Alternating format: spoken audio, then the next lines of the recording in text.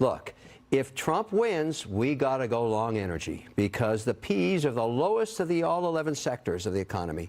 It has been crushed by regulation, and I think it'll be deregulated because of his idea of using lower energy prices to get inflation down. Right. And so that interests me. That means a lot of lifting of permitting, so maybe the ANWR gets opened up.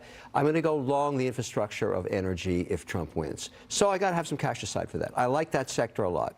The market doesn't seem to mind the possible delay in getting an election result. I mean, there is quite a likelihood of a delay here, but the market's up this morning. I don't think we're going to have a delay. I think the swing states, and I'm getting into predicting now, and everybody's got the risk when they do this, but I predict that the swing states will go one way or the other, and we're going to know the end of the election tonight by 3 in the morning. And because listen, it's just a feel. I've been jumping all over the country lately, and I think that this idea that pollsters know what's going on when the sample sets are 800 and 1,200 people and margin for error is 4.7%. It's ridiculous. Someone's going to take this tonight. That's what's going to happen. We'll get the result tonight. Yes, definitive result, and we can move on. And look, I have to work with who's ever in the White House, so I'm hedging my bets like crazy. But I would prefer a less regulated economy, a lower tax economy, obviously, as an investor.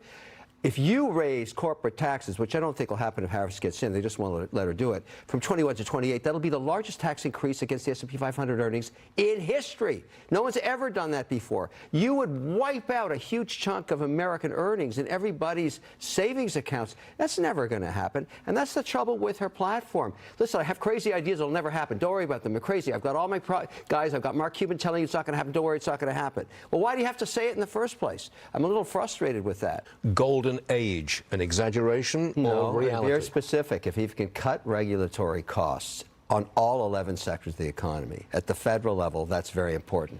If he can reduce energy costs and boost the production of electricity using nat gas and hydrocarbons, that's important on a clean basis, which you can do with the new technology.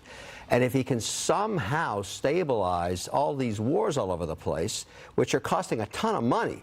And that's the thing about these wars. They're not cheap. They cost cash. And, of course, the human life's horrific. But people are scared of him because he's unpredictable. And that we know from his last administration. I'm not saying it's good or bad. It's just nobody wants to go to war with Trump as president because he scares the you-know-what out of people. He does indeed. If she loses, the Democratic Party will never circumvent democracy again. They will never anoint a candidate. They will run a process. They'll have a convention. They'll never do this to themselves again.